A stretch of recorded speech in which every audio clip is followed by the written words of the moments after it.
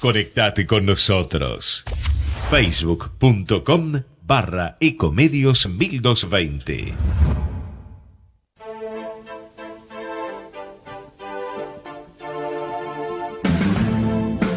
Al derecho y al revés. Las dos caras de la realidad. El yin y el yang de los temas actuales.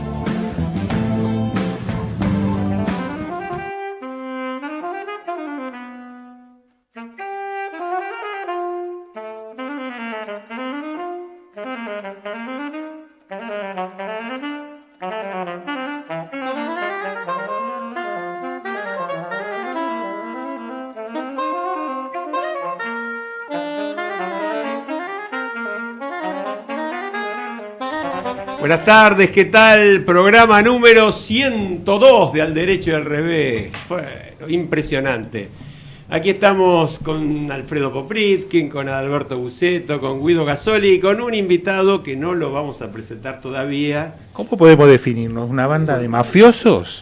¿Nosotros cuatro? Salvo el invitado, ¿no? Salvo el nosotros invitado. cuatro. El invitado después dirá La cómo se presentación del autodefine. invitado le toca a Alberto. De derechos y al revés. La pidió Somos especialmente. un grupo de derechos y al revés. Tratando de ponerle buena onda a un país muy complicado. Pero muy complicado. esa seriedad es demasiado. Bueno, le arruiné la buena onda con la complicación. Digamos que somos una asociación ilícita. O lícita, si no, querés. digamos lícita. Igual si es ilícita, mucha condena tampoco tiene, ¿no? En la Argentina, así que... Este es un país que, sea como sea, después de lo que charlamos en la previa, tiene solución. Tiene. Arriba los ánimos, sin viejo. duda, Si sin no, duda. no podemos vivir. Si Pero estamos bueno, con la- agradezcamos primero al mejor operador de Latinoamérica y sus alrededores, El único. Gerardo Subirana, a Vamos, Fede Gerardo. Politi, productor, como ¿Hasta siempre. yo? ¿Quién? Sacando las fotos de todos los ángulos en el nuevo diseño del estudio. ¿Qué pasa? Bueno. Gerardo, ¿qué pasa? No estoy Ahí en la está. cama. digo, Ahora sí. Está bien. Alfredo no está en la cámara, terrible. Este Bueno, es un está programa bien. muy serio, lo tenemos que No se resolver. pierde en nada, No compito por. Lo vamos a Igual ya te escuchar. conocen. No, aparte de eso, no soy un tipo para estar en la cámara. Bueno, Acá poniéndole estoy. un Me pongo pequeño... acá al lado del amigo. Un Ahí pequeño, está. Tampoco salgo en la cámara. un pequeño acercamiento a la seriedad, más allá de la buena onda, realmente son, en mi opinión, ¿no? Estos últimos días difíciles para todos aquellos que venimos con un compromiso fuerte, por ejemplo, en la lucha contra la corrupción y por el mejoramiento de las instituciones, porque ha habido algunas novedades muy preocupantes que se han acumulado, ¿no? Por ejemplo, la revocación por la Cámara de Apelación Federal el día de ayer del procesamiento del CEO de Techin, con el argumento de que no se enteró de que su número 2 pagaba sobornos por algunos cientos de miles, millones de dólares. Sí. Y Pero la eso hay que ver si es decisión- una noticia buena, una noticia mala, si es correcto. Discutámosla del Sí, derecho sí, al revés. sí. Pero digo, estoy uniendo información porque bueno. en paralelo hoy... No, pero te estás dando un clima que ya estás definiendo el problema. Bueno, ahora vendrá al revés. Déjame ir con el derecho. Estamos presentando. Martínez de Giorgi hoy, juez federal también, dictó el sobreseimiento de casi todos los empresarios involucrados en el tema del soterramiento del Sarmiento. Sí. Es decir, léase Lavallato argentino, una petición que Alfredo ha estimulado fuertemente con algunas decenas de miles de firmas en change.org. Ya estamos y en que 40.000 casi. convocamos a seguir firmando, pero no arranca el Lavallato argentino. En otros países de Latinoamérica Bueno, hay está pasando lo que presos y se acá- presumía. Esto se está desinflando, se está pinchando, los jueces se están asustando o se están acomodando a las condiciones Exacto. políticas de esta coyuntura, Exacto. como no se sabe para dónde patea el arco, si está inclinado para un lado o para el otro, ¿no es Así cierto? es. La cancha, mejor dicho. La cancha en Este, la Argentina nunca es plana. Entonces hay que quedar Jamás. bien con todos, ¿no? Así Y esto, yo creo que de esto se trata. Este es el país que tenemos.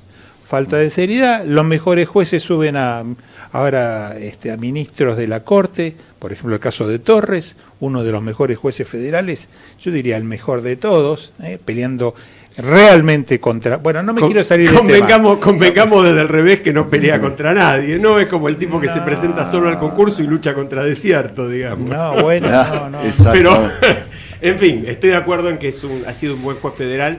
Pero bueno, hacíamos una breve introducción, hacemos una aclaración porque comprometimos una presencia que lamentablemente nos pidió disculpas hace unos minutos, el licenciado Martín Grandes, que presentó un trabajo muy, muy importante sobre el estado de la ciencia y la investigación y el presupuesto para ciencia e investigación, CONICET, etcétera, en la Argentina, que también es un problema muy serio.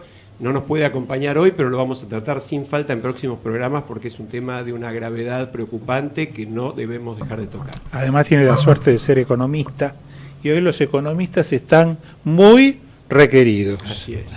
Así es. Bueno, pero yo creo que lo podemos cubrir, Alejandro y Alfredo, con la presencia ¿de quién? De Daniel Vítolo, que desde la óptica del cual lo hemos traído a compartir esta mesa con nosotros, que es la de profesor universitario, integra la problemática, obviamente, de la investigación. ¿Quién es Daniel Vítolo, además de un gran amigo nuestro? Daniel es un profesor catedrático y de mi especialidad del derecho comercial, que, bueno, su trayectoria lo ha llevado a ser maestro dentro del derecho comercial. Y esto de decir maestro no es para adularlo, sino para diferenciar de lo que es un profesor, que son aquellos los que dicen cuáles son las cosas, a ser un maestro que es el que dice por qué las cosas son como son. Y eso es lo que me trae a la presentación de Daniel Vítolo. Ha dedicado toda su vida al profesorado y a la universidad, y ahí ha crecido en 3 aspectos fundamentales que son 3 pilares de su actividad académica.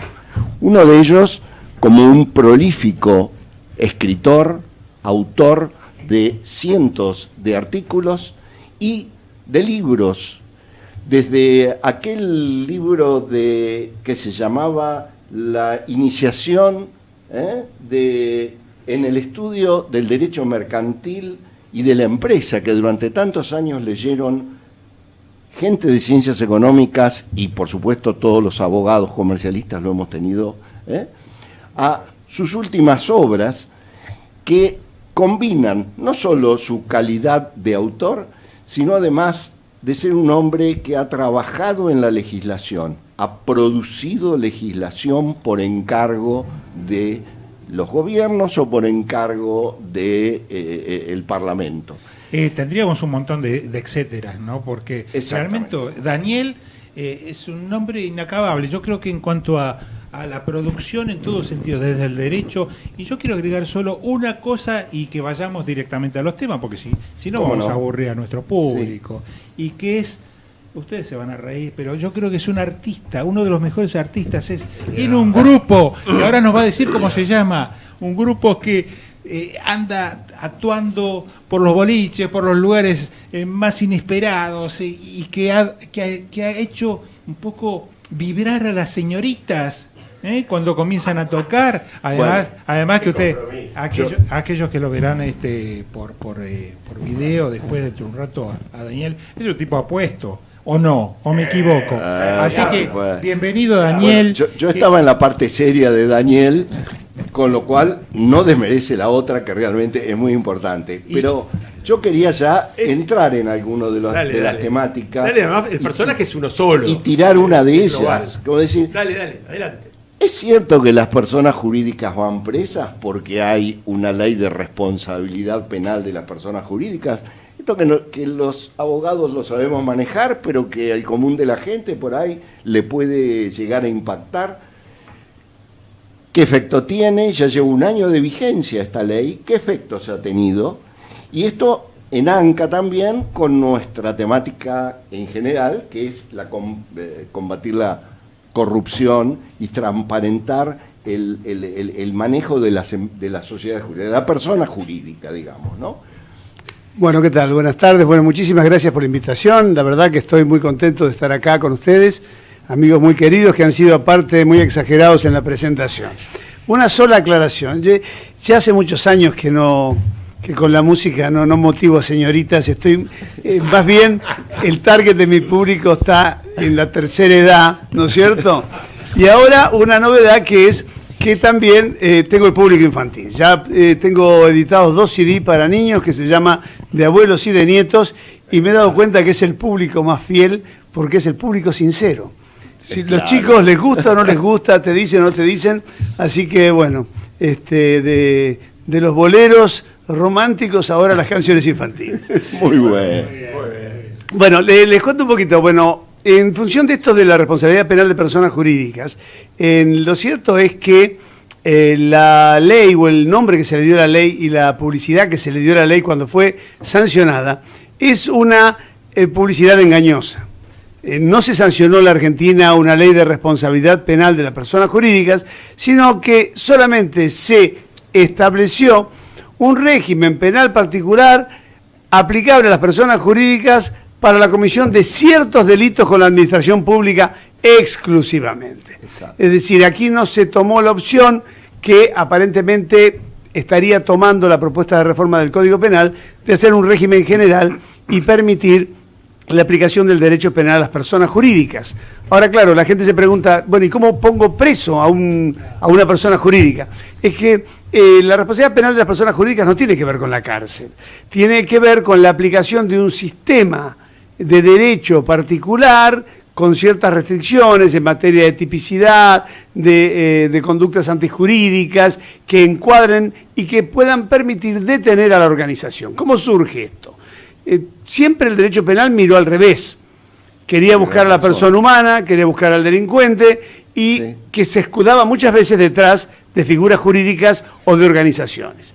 ¿Y qué ocurrió? El derecho penal y la comunidad en general advirtió que con la sofisticación de la criminalidad, de las organizaciones y de los medios, sobre todo en delitos económicos y delitos de corrupción, tener a las personas, detenerlas, no hacía detener la organización delictiva, porque las fuentes de financiamiento siguen intactas, las empresas que servían de pantalla seguían funcionando, los contratos se seguían celebrando y sustituyendo directores, accionistas, terceros, administradores, utilizando fideicomisos, escapaban digamos, el objeto del delito y la organización se mantenía intacta. El tema era cómo detener.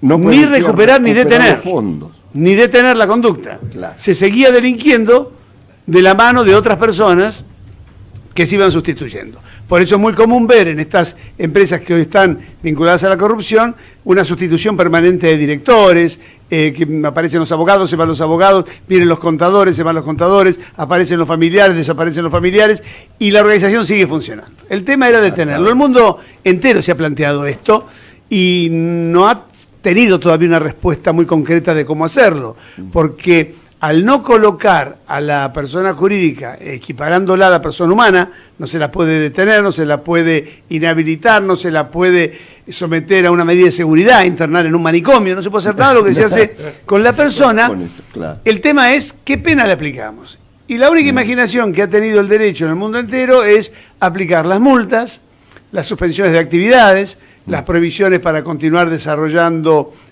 su objeto social. Pero eso tiene importancia. La recuperación, porque sí, desaparece la organización. Por ejemplo, si es obra pública, deja de poder contratar con el Estado y entonces le quitamos el objeto. Claro, ¿y qué hacemos con los 4.000 empleados? ¿Qué Claro. hacemos con los 2.000 proveedores? ¿Qué hacemos con la percepción de impuestos que el Estado tiene por esa actividad? Es decir, no parece la mejor solución, porque nos estamos llevando a una situación de terceros que sufren por cuestiones que no tienen nada que ver.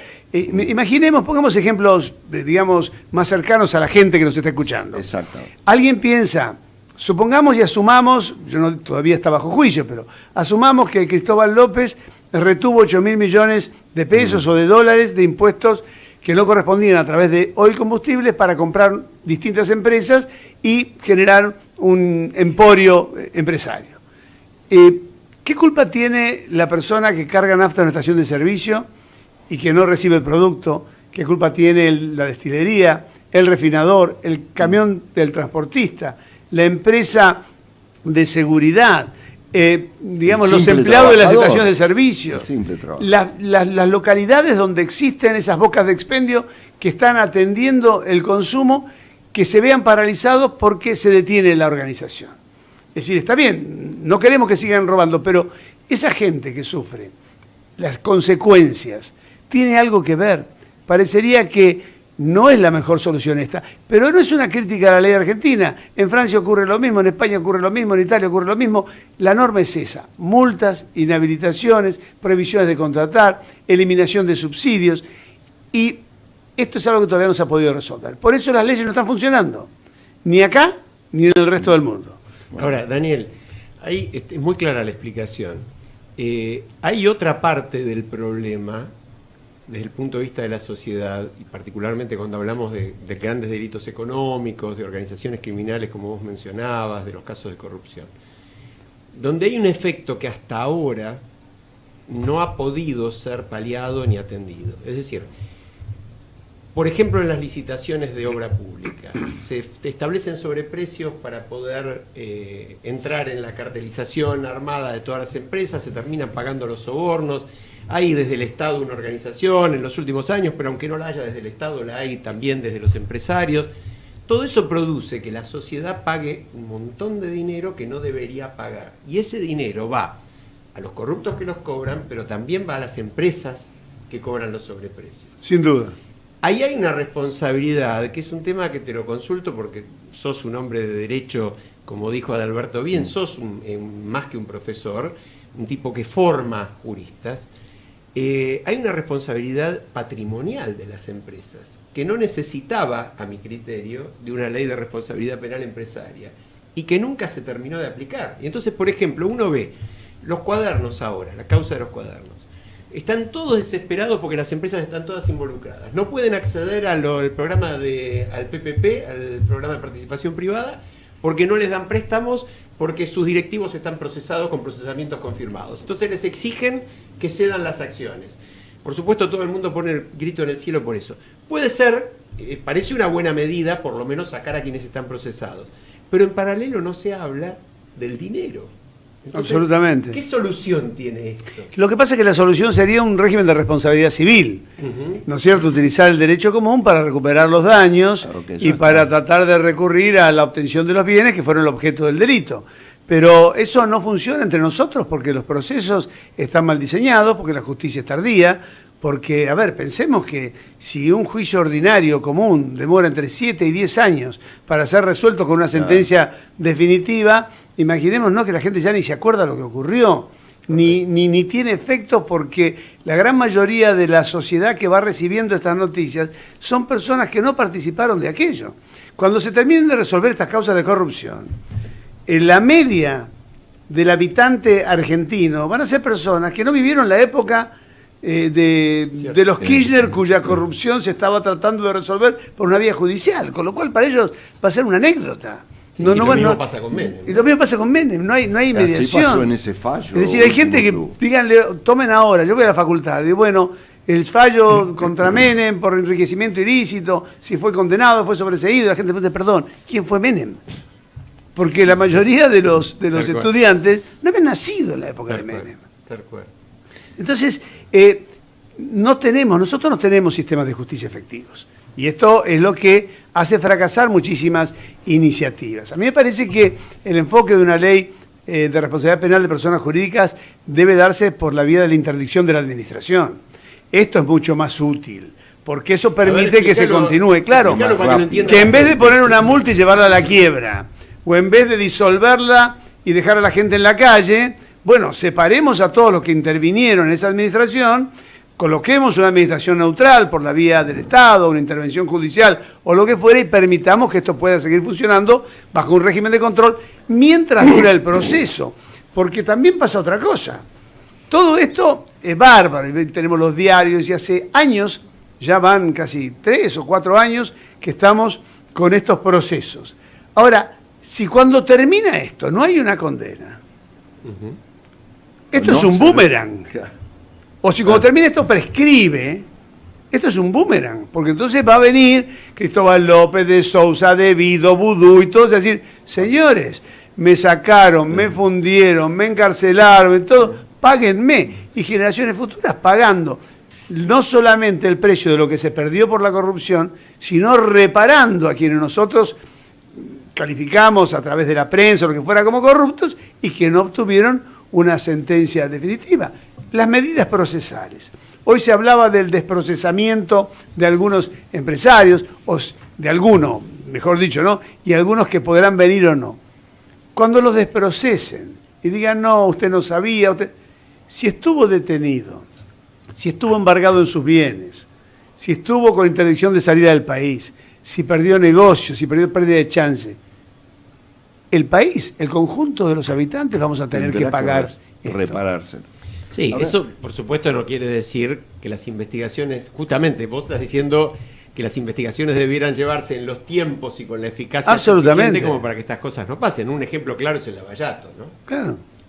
Exactamente. Sí, no, quería hacer una pregunta, Daniel. La siguiente, en Italia en el 1982, obviamente después de Cristo, se hizo la ley Rognoni la Torre, que prescribía prácticamente que todos los bienes que la mafia había adquirido se secuestraban, ¿no? Esta ley permitió en los últimos 10 años de ganar por parte del Estado, que después ha devuelto a la sociedad, solucionando muchísimos problemas laborales, la cifra de 30.000 millones de dólares. Y hace un par de meses atrás, que justamente para solucionar el problema que vos dijiste, se sancionó un proyecto que esta ley se va a aplicar también a los casos de corrupción. ¿No sería la hora de hacer lo mismo también acá para poner por lo menos una traba a todo esto? Siempre pensando que la aplicación de la ley se haga en tiempos eficientes. Pero eso está bien respecto de bienes que uno puede recuperar, si hay automóviles, si hay un yacht, si hay casas, si hay bonos, si hay efectivo. Pero cuando hay organizaciones en funcionamiento, la cuestión es diferente, porque la recuperación, en todo caso, de la organización en funcionamiento, sobre todo si es rentable, tiene que ser de la propia organización y mantener el funcionamiento. Porque si aquí lo que vamos a hacer es disolverla y liquidarla, ¿no es cierto? Le vamos a impedir que siga actuando, siga contratando. Esto va a hacer que esto se desarme. Y hoy la empresa ya no es más, ya hace muchos años, un objeto de características formales donde solamente hay un fin de lucro y está vinculada perdón, a la figura del empresario. Es un subsistema dentro de un sistema social más amplio, donde intervienen los trabajadores, los proveedores, los consumidores, el entorno social, el Estado, y hay muchos intereses complejos. A mí lo que me asusta también es la manera de legislar. Porque yo el otro día escuchaba muy atentamente al presidente de la comisión que redactó el nuevo Código Penal y explicaba maravillosamente los nuevos delitos económicos, la nueva delincuencia y cómo ellos en el código, mejor dicho, proyecto de código que se envió al Congreso, lo han tratado. Y cuando miramos los integrantes de la comisión, no hay ni un economista, no hay ni un profesor de Derecho Comercial, no hay un profesor de sociedades, no hay un profesor de quiebras y concursos para ver el fraude, no hay expertos en derecho financiero para ver todo este manejo con los fondos, el lavado de dinero y demás, con lo cual solamente penalistas opinan sobre esto y por eso después las leyes no funcionan, porque terminan diciendo, bueno, los condenamos, cerramos la empresa, ¿y qué hacemos con los trabajadores? ¿Y qué hacemos con los proveedores? Y el consumidor que se queda sin la garantía, que pierde valor de reventa el bien que tiene, que no tiene los repuestos y que entonces pierde prácticamente todo el bien. Esto hay que mirarlo desde otra manera y aparte, para poder hacer una prevención y un castigo efectivo, hay que saber cómo funcionan. La gran mayoría de los jueces penales, y me hago cargo de lo que digo, en todos los órdenes, carecen de las nociones mínimas de contabilidad y de economía. Eso sí. Es decir, en muchas de estas causas, ahora venimos a noticiarnos, y por eso se ha hecho una auditoría, que durante años estuvieron cajas con balances y documentación contable que jamás se abrieron porque los jueces no tenían idea por dónde empezar. Tal cual. Yo te Y no es una cuestión de no tener peritos, porque al perito hay que decirle qué tiene que buscar. No es que yo le tiro todo al perito y le digo, busque. El juez que dirige la investigación tiene que saber a dónde apunta y el perito está para conseguir las pruebas y peritar y dar sus dictámenes sobre una ciencia que el juez no tiene, pero que sabe dónde va. Es decir, hay algo que dijo Daniel que yo creo que hay que resaltarlo para que el oyente que no es profesional lo entienda, ¿no?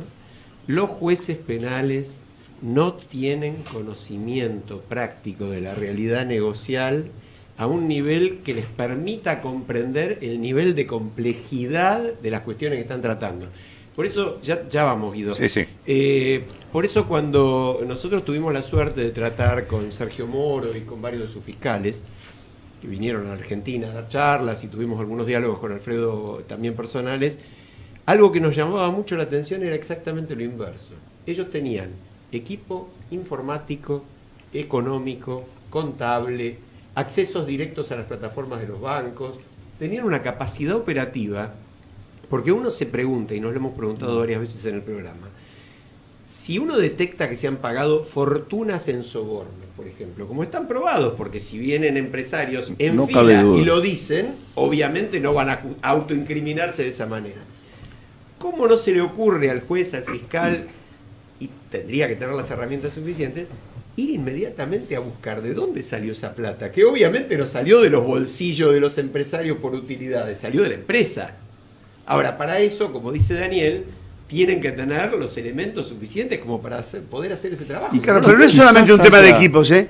El juez tiene que saber, es decir, los equipos tienen que hablar con el juez, tiene que informarse, tiene que preguntar, y tiene que saber por dónde va para poder entender la mecánica, si no, no puede entender el funcionamiento criminal. Es decir, por eso los equipos de investigación en materia criminal buscan el modus operandi, tratar de entender la particularidad del perfil del delincuente, la manera en que se conduce, los medios de que se valen, porque si no hace eso es imposible seguir investigando. Por eso, Daniel, y te doy la palabra, Guido, luego, nosotros tuvimos una vez la visita de Francisco Roncoroni, que fue presidente de la Suprema Corte de la provincia, y él nos decía lo importante de la escuela judicial, que yo me estaba preguntando recién como profesor universitario si eso lo puede hacer la universidad. O sea, si la universidad puede realmente dar un producto que sirva para ser un juez, que tenga todos estos conocimientos y le abran todo este espectro que él debe saber. Los franceses lo han resuelto dejando de un lado la universidad, pero haciendo una escuela judicial que incluso ya comienza a darle un sueldo, una manera de vivir a aquel que realmente quiere ser magistrado el día de mañana, y entonces lo va capacitando para poder ser juez. Si no tiene aprobada la escuela judicial, no puede llegar a juez. Desde el Consejo de la Magistratura, que yo integro en la provincia, tratamos de hacer lo posible para la elección de los jueces, pero creo que esta es una de las grandes fallas de nuestra justicia, y quizás sea el momento de pensar si no es una falla también de la universidad. ¿Qué te parece? Creo que Guido quería decir algo. Sí, no, yo que se me cayó la ficha, como se dice acá en la Argentina, ¿no? Sobre de una firma Tana, conocida a nivel internacional, que se llama Parmalat. La Parmalat, la famosa Parmalat. Famoso caso. El colosso Parmalat, como se decía en Italia, que al final estuvo en el medio de una estafa gigantesca, fue, creo, la estafa financiera del siglo, pero la firma no desapareció, tuvo un periodo de crisis, hubo en los primeros 2 años algunos despidos, se achicó un poquito, pero después volvió a desarrollarse como si nadie, cambiando obviamente de propiedad y pasando también por una propiedad manejada por el mismo Estado, donde había un gerente general nombrado por el Estado que la limpió adentro y después la devolvió al mercado y ahora es la multinacional de siempre. También se pasó de mano Tana a mano francesa. Claro, pero también allí hay que tener funcionarios probos, porque si la corrupción está enquistada en el Estado, tampoco vamos a cambiar un corrupto privado por un corrupto público. Es lo que estaba pensando. Es decir, esto también hay que tener... necesitamos un cambio total de mentalidad, por lo menos nosotros en la República Argentina, y se ve que en varios países hermanos también ocurre lo mismo. En cuanto a la inquietud de nuestro querido Chopo, lo cierto es que la universidad tiene una deuda con la sociedad, pero mientras la universidad siga manejada con un criterio político, que sea una caja política como es hoy, donde los profesores no tienen prácticamente ninguna incidencia, por ejemplo, la Facultad de Derecho de la UBA está manejada por los graduados, que aparte son personas que no tienen ninguna vinculación con la facultad, pero como tienen a través del régimen de gobierno tripartito una importante participación y un grupo de profesores mayoritarios que tradicionalmente los acompañan, son los que tienen el manejo de la facultad, y la facultad está con programas totalmente obsoletos, con métodos de enseñanza totalmente obsoletos, y están más preocupados en arreglar un salón de actos o un auditorio que las aulas. En las aulas no se puede dar clase, los programas son totalmente antiguos. La presentación que nuestra facultad ha hecho para acreditación de la carrera ante la CONEAU es una currícula antigua, con diseño antiguo, y bueno, esto es complicado. Te paro ahí porque en la radio el tiempo es un poco tirano. Vamos a hacer la pausa que habitualmente hacemos y volvemos, porque justamente si hay un tema que queríamos tratar con Daniel era el tema de la universidad. Muy bien. Vamos a la pausa. Ecomedios.com AM1220. Estamos con vos. Estamos en vos. Descarga gratis de tu celular la aplicación Ecomedios. Podés escucharnos en vivo, informarte con las últimas noticias y entrevistas en audio y video. Búscala y bajate la aplicación Ecomedios. Podés vernos en vivo en ecohd.com.ar. Conectate con nosotros. Contestador 5-254-2353. Por fin, Deco Propuestas Decorativas. Empresa familiar dedicada a la decoración integral. Cortinas tradicionales, rollers, romanas, orientales, verticales, venecianas, entelados, tapicería en general, toldos. Visite nuestro showroom en Honduras 4613, cuarto piso, oficina 402, Ciudad de Buenos Aires. Contacto al 15 44 78 60 87. Atención personalizada. También nos puede encontrar en www.porfindecoraciones.com.ar.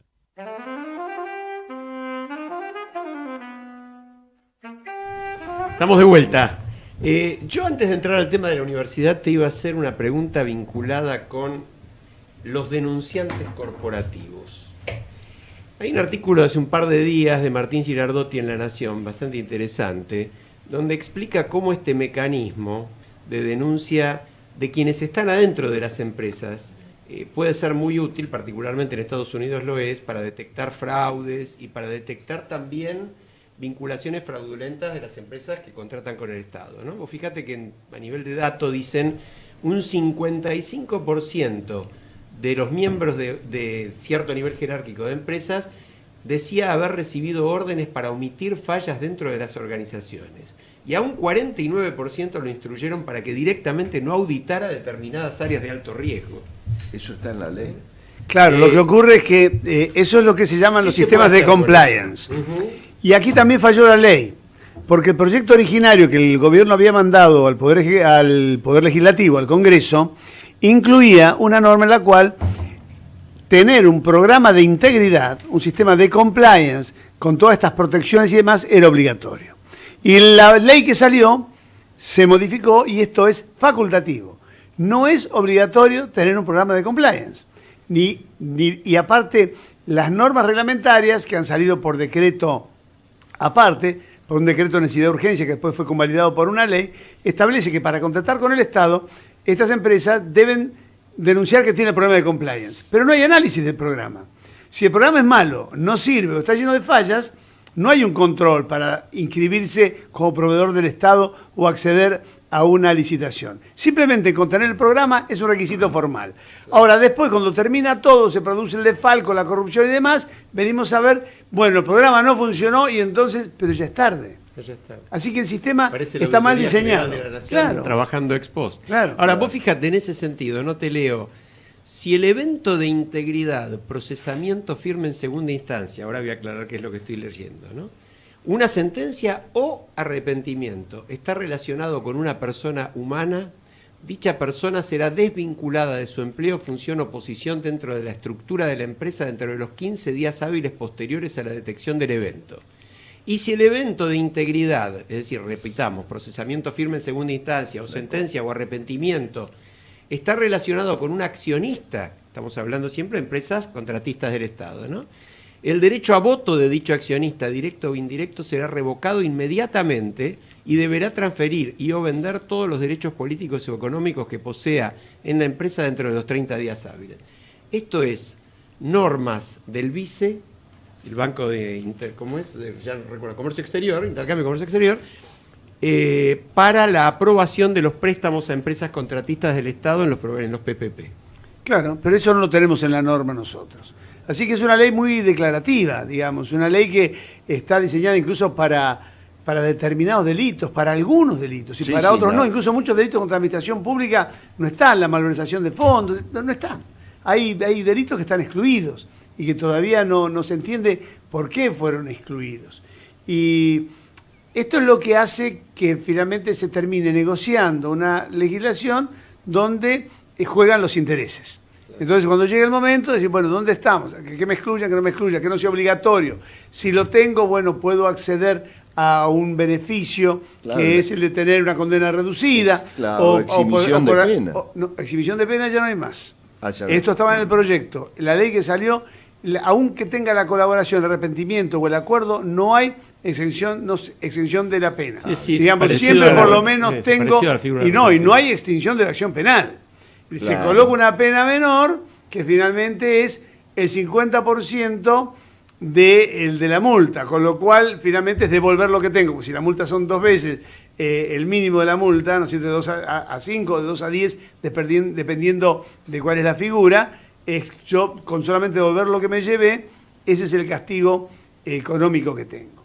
Así que la ley tiene defectos, pero está rigiendo, y es importante que las empresas tomen conciencia, porque la otra cosa, miren que yo recorro el país y doy charlas en universidades, en colegios profesionales, en entidades empresarias.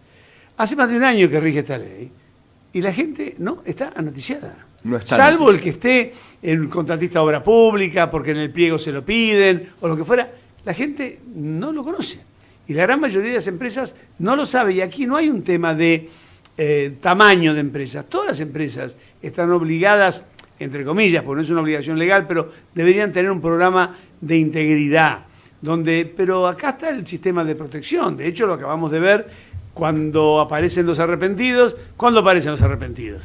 ¿Y por qué se arrepienten? Porque realmente se sienten muy mal, porque quieren conseguir la excarcelación. Obviamente. Porque no quieren estar adentro en un día. Tal cual. Incluso ha habido el caso de una anécdota, se dice el pecado, pero no el pecador, de alguna persona detenida con cuestionables argumentos o en una situación no muy clara, que le ha dicho su abogado defensor: conseguí por favor algo de lo que me pueda arrepentir porque quiero salir de acá. Le dice, bueno, pero que estás acá por error o no. Yo con cualquier cosa, pero me quiero ir. Sí, lo que pasa, yo creo que es cierto lo que decís, y son los excesos a los que siempre hay que estar atento. El derecho de defensa nunca hay que dejar de protegerlo como corresponde. De alguna manera también, frente a organizaciones que tienen semejante poder, si no hay una firmeza en el trabajo de la justicia, porque veamos qué pasó en Brasil. Sergio Moro no solamente fue el promotor, más allá de lo que haya hecho después y de lo que uno puede opinar sobre el hecho de que sea ministro, eso es otra cuestión. Porque además no es Sergio Moro solo, es un conjunto de jueces y de fiscales. Tuvo el apoyo de la Corte Suprema inmediatamente. Más de 150 condenas confirmadas a todo el espectro político de Brasil y a algunos de los más grandes empresarios de Brasil, y más de 3.500 millones de dólares recuperados.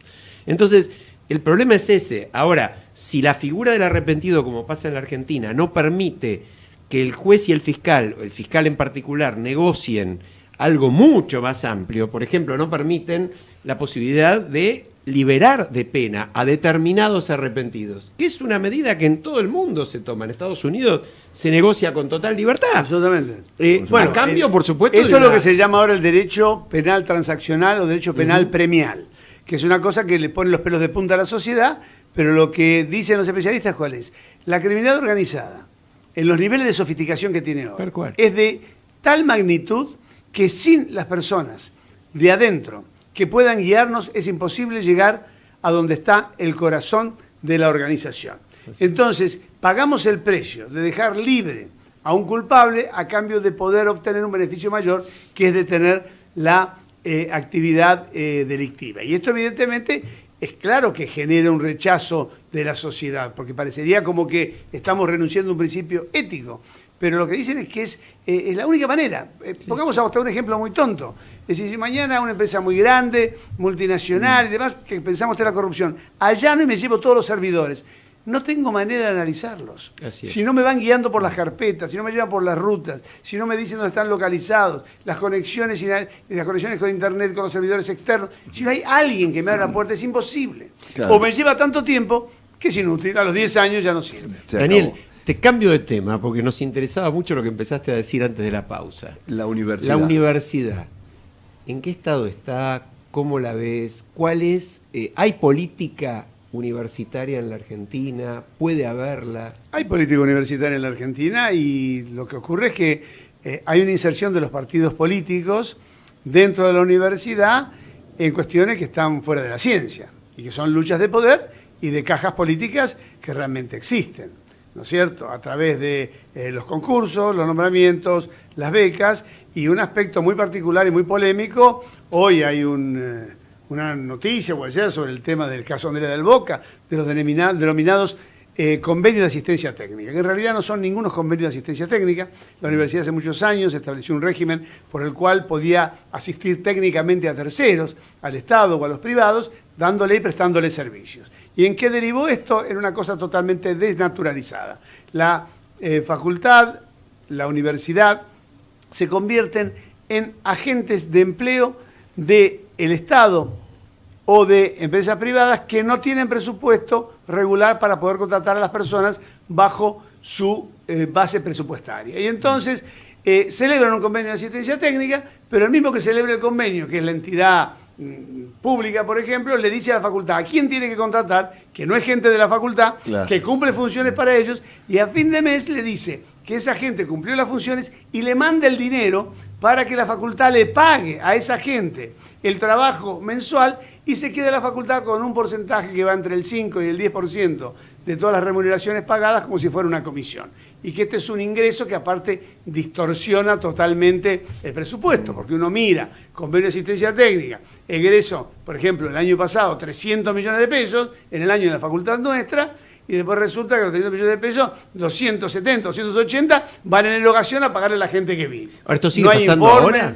¿Esto sigue pasando absolutamente. Ahora se cortó con el decreto de necesidad de urgencia del presidente Macri, que dijo que esto no se iba a hacer, pero lo están haciendo a través de esos planes contratar y esas cosas que se inventa todo con AR, ¿no es cierto? Procrear, contratar, recuperar. Entonces con estos trenes están haciéndolo, pero en valores menores, y aparte esto no alcanza a la Ciudad Autónoma de Buenos Aires, ni a la provincia, sino que es nacional, y ha bajado, ya no serán, no sé, 150, 140 millones, pero lo cierto es que uno pregunta, dice, bueno, ¿y quiénes son los directores de estos proyectos? Los grandes profesores, no, son profesores que no son regulares. Finalmente son amigos, son conocidos, que también cobran por eso. Y uno dice, bueno, muéstreme el informe que han... No es obligatorio dar un informe.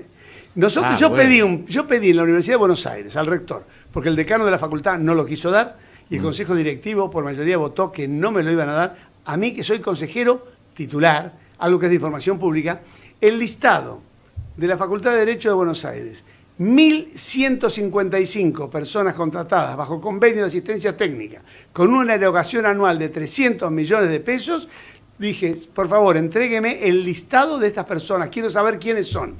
Respuesta después de todo un expediente de información pública, señor, no se lo podemos dar porque no tenemos gente para confeccionar el listado. Bueno. Pero si usted quiere, ponemos a su disposición los expedientes donde le hemos pagado cada remuneración a cada uno de ellos. Es decir, quieren que yo revise 25.000 expedientes, lo cual es imposible que lo pueda revisar. Ahora, Daniel, lo dicen por escrito. Vos hablaste de Andrea del Boca.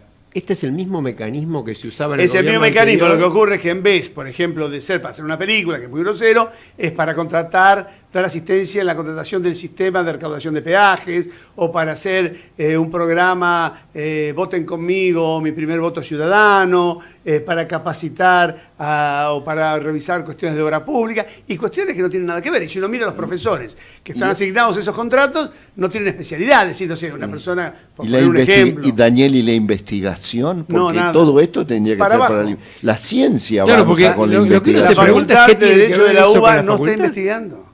No tiene presupuesto para investigación. Nosotros votamos en contra del presupuesto porque el año pasado, en el mes de diciembre, cuando se votó el presupuesto para este año, se asignó en valores reales, tomando en cuenta la inflación, menos dinero para investigación, menos dinero para los estudiantes, menos dinero en subsidios y en becas, menos dinero para los cursos para graduados. Aumentaban la recaudación graduados y gastaban menos en los cursos que se les daban. Es decir, todo al revés. Y bueno, en eso estamos. Uno se pregunta qué tiene que ver la universidad con ese tipo de convenios de asistencia. Y bueno, ¿no? Y tiene mucho que ver. Hay mucha gente, hay intereses políticos, quién designa a los directores, cómo se designan. Bueno, todas estas cuestiones no las explican. Y yo lo que digo es, deme el listado. Entonces me dicen, no tenemos obligación de tenerlo. Yo he discutido con el secretario de Administración, que se llama Secretaría Técnica ahora, y le digo, ¿cómo no tenés la lista? Digo, a ver, y aparte es un número significativo, pensemos esto. La facultad tiene aproximadamente profesores regulares, unos 750 profesores regulares. Un cuerpo docente como el 2000. Y estos contratados externos son 1.155. Casi lo Tiene mismo. 360 personas de personal no docente. Así que fíjense, el número es significativo. Y no tiene un listado. Entonces le digo, es como si yo tuviera listado de personal. Y uno le diga, bueno, perdón, ¿me puede dar un listado del personal de la universidad? Y entonces la gente dice, no, mire, no podemos tener ese listado, ni gente que confeccione ese listado, porque está muy mal de personal. Así que, pero si quiere, venga a ver a qué le pagamos a cada uno cada día del mes. Esto no puede ser así. Te cambio otra vez el tema y te llevo a otro que vos conocés bien y que la sociedad tampoco ha tenido suficiente respuesta en estos últimos años. ¿En qué estado está la causa Correo Argentino? Bueno, la causa del Correo Argentino está en un estado de inminente vuelta a la palestra, porque el día viernes acaba de salir un dictamen de la Fiscalía del Ministerio Público, donde prácticamente es durísimo con la forma en la cual el proceso se ha llevado y el comportamiento de los tribunales intervinientes y aún de la Cámara Nacional en lo comercial de la capital federal en cuanto a las demoras, en el no cumplimiento de los plazos, en el otorgamiento de chances y chances para que el tiempo pase y no se haga nada. Hay una acusación muy fuerte de la fiscal respecto del vaciamiento de la compañía a través de entregarle dinero a abogados que son miembros de directorios y a empresas vinculadas que prestaban servicios y que son de los mismos accionistas, por sumas millonarias. Es un dictamen muy grande, tiene alrededor de 100 páginas, donde incluso habla del daño causado por el proceso al Estado Nacional y el giro tan, digamos, cuestionable que tuvo la posición del Estado a partir del apartamiento del anterior procurador del Tesoro, el profesor Balbín, y la designación de un nuevo procurador del Tesoro que a intervenir en la causa con algunas cuestiones realmente que yo todavía no he podido analizarlas a fondo, pero que la sola mención realmente preocupa. Por ejemplo, una de ellas es aparentemente la cuestión de insolvencia a la que llevó el Correo y los bienes del predio correspondiente donde realizaba la actividad que ya desde hace más de 10 años o 14 años no realiza más, pues está suspendida. Ese predio había vuelto a manos del Estado. Y ahora parecería que hay una propuesta de que se le pague al Estado con la entrega de un inmueble que el Estado ya tiene. Con lo cual no se entiende mucho cuál es la propuesta esta. Así que bueno, me parece que el tema de Correo en la próxima semana va a tener un poco de ruido apenas tome estado público este dictamen del Ministerio Público Fiscal. Sí, que agrega además por lo que vos estás comentando, agrega nuevos problemas, porque hasta ahora el problema era una negociación que no se concretó, mediante la cual el Estado, según la denuncia de Gabriela Boquín, de la fiscal ante la Cámara de Apelaciones en lo comercial, implicaba prácticamente la condonación de la deuda del Correo con el Estado. Absolutamente. Eso se frustró porque la negociación no avanzó, hay acusaciones. Sí, y aparte había toda una falta de equilibrio absoluto, es decir, la negociación importaba que el Estado cobraba en moneda prácticamente de quiebra valores nominales de 14 años atrás, pero los reclamos que la compañía tenía con el Estado se actualizaban con una tasa de interés mucho más alta y con un régimen de actualización que no iban de la misma manera y buscaban una compensación, una cosa que realmente no tenía sentido. Igual eso afortunadamente quedó sin efecto. Quedó sin efecto momentáneamente por orden del presidente que dijo, dio orden a que se retractaran, pero lo cierto es que el acuerdo está celebrado, hay una orden de retractación del presidente hay que ver qué fuerza tiene esa retractación. No está homologado el acuerdo. No está homologado. Y tenemos todavía este tema del plazo de los 120 días de negociación, que ya está más que vencido y que, bueno, no sé cuánto tiempo más llevará hasta que esto se resuelva. Muy bien. Yo no quiero... ¿Puedo cambiarle un tema? Cambiarlo, necesito los últimos 3 o 4 minutos para tocar uno que venimos prometiendo hace rato. Pero dale. El mío lo charlamos en la previa y hablábamos del dólar y esto que estamos esperando, el dólar del agro. Y resulta que los otros días leo una noticia donde me dicen, claro, pero los que tienen que liquidar los dólares no son los productores, el que tiene que liquidar los dólares es el exportador. Sí. ¿Cuál es la problemática? Aclaremos Daniel? ahí sí que Daniel es un hombre que va bastante más allá del derecho, ¿no? Un hombre con por un supuesto. amplio El primer conocimiento libro fue un libro de negocial. Derecho Agrario. Sí, señor. Además, Arrendamiento de parcerías rurales. Me acuerdo Claro. cómo fue la sanción de la ley que reformó la vieja norma en materia de arrendamientos. El asunto es así. El procedimiento lleva a que el productor cosecha, conserva el famoso silo bolsa y puede entregar o no al acopiador, Claro. que a su vez también entrega al exportador para que exporte. Finalmente, la liquidación de dólares es cuando se hace la operación de exportación. Claro. Y esto puede ser gradual. Ahora, en el camino pueden haber dilaciones. Por eso cuando la gente dice, bueno, ya van a liquidar. Bueno, no sabemos. ¿Van a liquidar o no van a liquidar?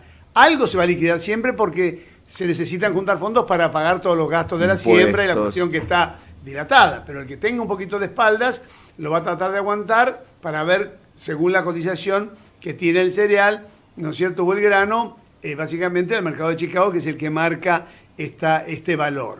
Pero ahora se están dando circunstancias muy particulares. Ya no se puede especular solamente con el tiempo y el valor de cotización para el traslado. Porque el problema de la inseguridad, de los ataques que hay al acopio del silo bolsa que tienen los propios productores, las cuestiones de piratería del asfalto respecto de camiones y aún algunas cuestiones de verificación en fraude que puede haber en materia de exportaciones, está complicando el panorama. Así que esa es una masa de dólares que en un tiempo prudencial de 2, 3 o 4 meses va a ingresar. Pero bueno, habrá que ver con qué dosificación. Estamos en la Argentina, ¿no? Nosotros queremos dejar constancia expresa al aire, porque hemos tenido pedidos de la audiencia en este sentido. No hemos tratado lo suficiente y asumimos autocríticamente la causa tramitada ante el Juzgado Federal de Dolores por el juez Ramos Padilla. Causa que verdaderamente ha puesto a la luz un tema grave de la Argentina, que es el tema de la inteligencia, es el tema de los fondos reservados, es el tema de este tipo de operaciones que parecen fuera de control desde hace muchos años y que han tenido en los distintos gobiernos situaciones sumamente complejas y oscuras. Tenemos el compromiso de tratarlo, lo queremos tratar con especialistas, lo vamos a hacer. Claro, Simplemente yo creo que podemos quedar comprometidos, Alejandro, porque podríamos hacer cada uno un estudio y abarcarlo. Es un tema vastísimo. También. Y Pero en particular preocupante. yo quiero mencionar una cifra, ¿no? 7.600 millones de pesos es la cifra de fondos reservados en el presupuesto del año 2018. 7.600 millones de pesos, distribuidos, según una nota, un artículo periodístico de estos últimos días, redistribuidos hacia el Ministerio de Seguridad mucho más que hacia la AFI, porque la AFI, es decir, la CIDE, para los que todavía usamos la terminología vieja, y porque sigue siendo lo mismo, está desconfiada hasta por el propio gobierno, ¿no? Pero tiene cuentas secretas. Tienen cuentas secretas. Pero ahora han aumentado sustancialmente los fondos dedicados al área de seguridad, también para inteligencia. Porque esta es otra cosa que no se sabe demasiado. La inteligencia no se hace en un solo sector en la Argentina y los fondos reservados no se aplican en un solo sector. Así es. De esto se habla poco, se trata de ocultarlo. Cuando aparecen estos negocios onda D'Alessio, estos kioscos paralelos, o no paralelos, todos nos la justicia lo tendrá que determinar. Nos espantamos que Tal parezca cual. eso. Tal Sí, cual. una cuestión que venía caminando y pensando. El gran cuestionamiento que tiene el juez Ramos Padilla es el tema de la competencia. ¿Por qué insiste señor. en que es competente una persona cuando nada ocurrió en la Dentro zona de su donde él es jurisdicción. el territorio Tal donde cual. es competente? Y avanza. Mi pregunta es esta. Si lo saben hoy, el Poder Ejecutivo va a tener que decidir en estos días sobre la terna para la designación del juez federal de La Plata, entre la cual integra el juez Ramos Padilla. Exacto. Salió primero en el concurso. Sí, lo que yo digo es, ¿y si finalmente la retención de la competencia es para atentar al gobierno de que lo nombren finalmente juez federal de La Plata para sacarlo de la causa y evitar el veto que el gobierno, por considerarlo un juez hostil, le podría dar en la terna? Pensemos. Una moneda de cambio. Es una especulación interesante. Sí, el tema de la competencia, yo creo que sería bueno, no tenemos tiempo ahora, pero sería bueno separar, ¿no? Porque el tema de la competencia no es un tema menor. Un juez debe investigar lo que tiene que investigar y no lo que no le corresponde investigar. De manera que en algún momento la Cámara o la Corte determinarán si le corresponde o no, y efectivamente comparto con Daniel Vítolo que la mayoría de los hechos, casi todos los hechos, sucedieron fuera de su jurisdicción. Se puede leer intencionalidad política, todo eso puede ser cierto, pero eso de ninguna manera quita gravedad a lo que sale a la luz. Absolutamente. ¿No? Claro. Y esto es lo que queríamos dejar constancia. Muy bien. El amigo Federico nos quiere echar del aire y yo no lo voy a permitir. Pero en realidad sí, lo vamos a hacer. Gracias, Daniel Vítolo, por acompañarnos. Gracias a ustedes por la invitación. Muy enriquecedor. No, ha sido un gusto tenerte, Daniel, y te volveremos a convocar Sin en algún ninguna momento. duda. Y volveré feliz de la vida. Le damos paso a Voces y Memorias con Hernán Dobri y nos despedimos hasta la semana que viene. Un abrazo para Arrivederci todos. a tutti. Arrivederci.